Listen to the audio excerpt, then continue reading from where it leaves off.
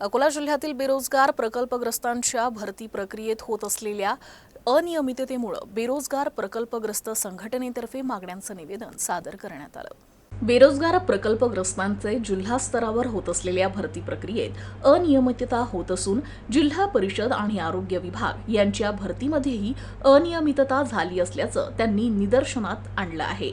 या अनियमिततेबाबत संघटनेच्या माध्यमातून तात्काळ निवेदन देण्यात येतील, तसेच शासनानं ही भरती प्रक्रिया पुन्हा राबवावी अशी मागणी करण्यात येणार आहे। राज्यात नियमित प्रकल्प निर्माण होत असून त्या अनुषंगानं अनेक प्रकल्पग्रस्त तयार होत आहे, परंतु प्रकल्पग्रस्तांची भरती होत नसून प्रकल्पग्रस्तांना देण्यात येत असलेली नोकरी प्रक्रिया अत्यंत संथ गतीनं होत आहे, असा आरोप यावेळी करण्यात आला। या संथ गतीमुळे बेरोजगारांचे वय संपुष्टात येत असून नोकरीच्या प्रतीक्षेत त्यांचं लग्नाचं वय वाढत चाललं असल्याचं म्हणण्यात आलं आहे। या सामाजिक समस्येचा विचार करून शासनानं तात्काळ भरती प्रक्रिया सुरू करावी अशी मागणी निवेदनाद्वारे करण्यात आली आहे। आज बेरोजगार प्रकल्पग्रस्त संघटनेची सभेचे आयोजन केले होते।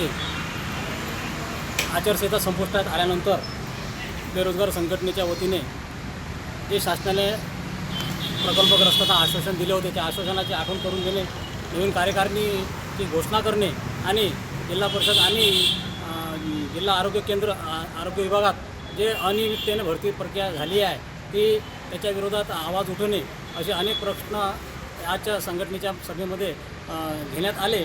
कालांतराने वयोमर्यादा संपुष्टात येत असल्यामुळं जे प्रकल्पग्रस्त वयोमर्यादेतून बाद झाले अशा प्रकल्पग्रस्तांना एक रक्कम देऊन शासनाने त्यांना आपल्या सोयीयुक्त हे द्यावे, अनुदान द्यावे आणि जे प्रकल्पग्रस्त शासकीय सेवेत रुजू होण्यास विलंब होत आहे अशा प्रकल्पग्रस्तांना 5%हून 10% प्रमाणात हे टक्केवारी वाढून त्यांची भरणा प्रक्रिया तात्काळ सुरू करण्यात यावी अशी आजच्या संघटनेच्या बैठकीमध्ये ठरले आहे।